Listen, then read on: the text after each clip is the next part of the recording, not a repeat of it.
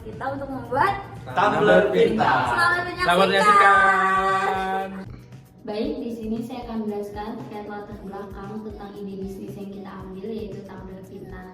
Mengapa sih kita berinovasi untuk membuat tumbler pintar ini? Karena kurangnya kesadaran masyarakat Indonesia untuk mengkonsumsi minuman yang sehat, yaitu air putih. Dengan mereka banyak sekali minuman yang manis dan kurang sehat, maka kita berinovasi untuk membuat tumbler pintar ini.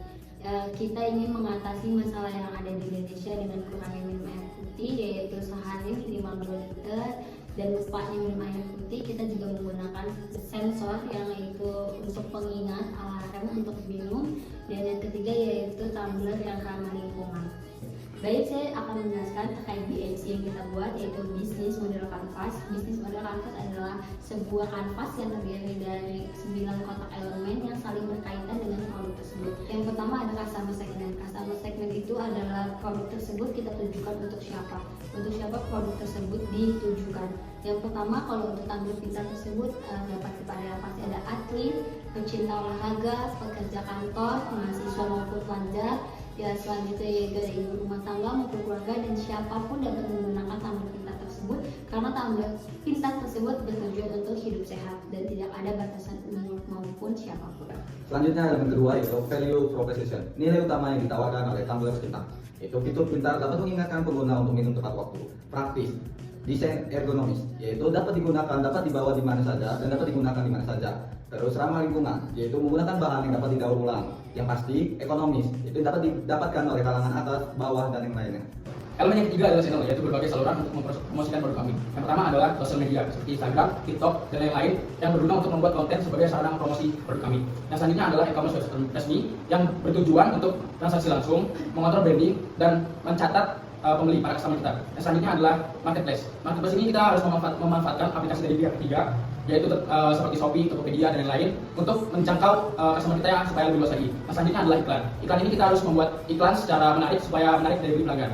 Gitu. Yang selanjutnya adalah toko fisik, yaitu toko fisik yang berupa toko langsung sehingga masyarakat atau customer bisa membeli langsung pada kita secara langsung dan resmi. Elemen yang keempat adalah customer relationship atau hubungan pelanggan yang bertujuan atau berfokus untuk membangun loyalitas serta kepuasan pelanggan. Ada beberapa faktor, yaitu yang pertama promosi dan diskon.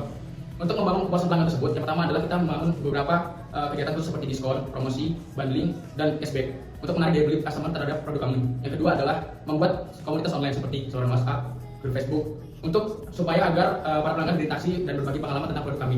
Yang terakhir adalah layanan pelanggan. Layanan pelanggan ini dapat berupa nomor telepon ataupun email yang bertujuan untuk menjawab keresahan para pelanggan terhadap produk kami. Selanjutnya elemen kelima yaitu revenue stream.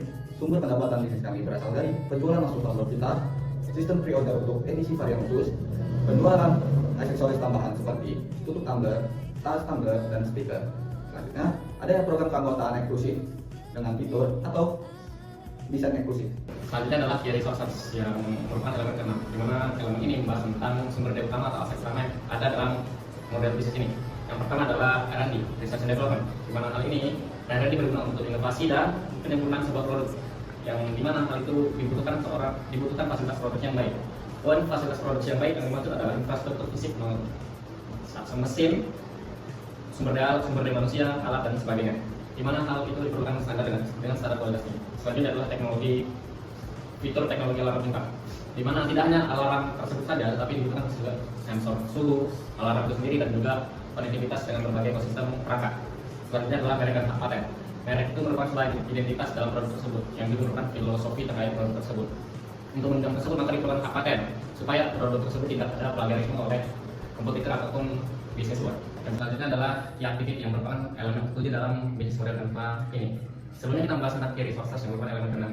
Key activity ini merupakan aktivitas utama dalam membangun bisnis model tanpa yang berkaitan dengan tumbler pintar. Dalam hal ini yang pertama adalah produksi tumbler berkualitas tinggi. Perusahaan atau produsen memerlukan kualitas yang sesuai dengan standar tinggi masyarakat dalam membuat tumbler tersebut. Oleh karena itu dibutuhkan tim R&D, Research and Development. Research and Development diperlukan untuk membuat bahan atau development tumbler tersebut menjadi sesuai dengan requestan atau permintaan masyarakat. Selanjutnya dalam publisitasnya, tumbler pintar ini diperlukan adalah marketing and promotion, di mana dalam hal ini marketing diperlukan. Dalam kasus ini adalah digital marketing, kolaborasi dengan influencer, dan sebagainya. Setelah barang tersebut diterima oleh pasar dan konsumen menerima barang tersebut diberikan user experience. Di mana user experience ini merupakan salah satu contohnya adalah customer service, warranty service, manual guide, warranty dan sebagainya. Selanjutnya yaitu elemen ke-8 yaitu care partners. Care partners ini merupakan pihak-pihak yang membantu bisnis kita agar dapat berkembang dengan baik. Yang pertama ini ada perusahaan termasuk produk kualitas supaya bahan baku kita bagus dan konsisten. Kedua ada distributor yang membantu penjualan produk kita ke pasar dan yang luas. Ketiga ada penyedia teknologi ini seperti aplikasi atau sistem pembayaran. Keempat ada influencer atau dan ambasador yang membantu mempromosikan produk Tumblr Pintar di cakupan yang lebih luas. Selanjutnya yaitu elemen terakhir cost structure. Cost structure sendiri merupakan struktur biaya atau seluruh pengeluaran yang dibutuhkan dalam menjalankan bisnis Tumblr Pintar ini. Ada 4 komponen. Yang pertama biaya produksi, ini mencakup seluruh bahan baku, biaya upah tenaga kerja dan lain sebagainya. Kedua biaya pemasaran, ini termasuk iklan, promosi dan kerjasama dengan brand ambasador. Ketiga terdapat biaya riset dan pengembangan.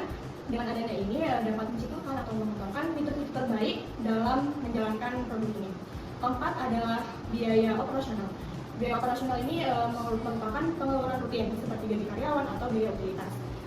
Nah, jadi harapan dengan adanya Tumblr Pintar ini semoga bisa bermanfaat bagi kita sebagai pengguna yang memakai dan dalam proses menyusun Tumblr Pintar ini kami bekerja sama serta berkomunikasi sesama dalam menyusun Tumblr Pintar. Semoga Tumblr ini dapat terrealisasikan dengan baik dan benar. Terima kasih.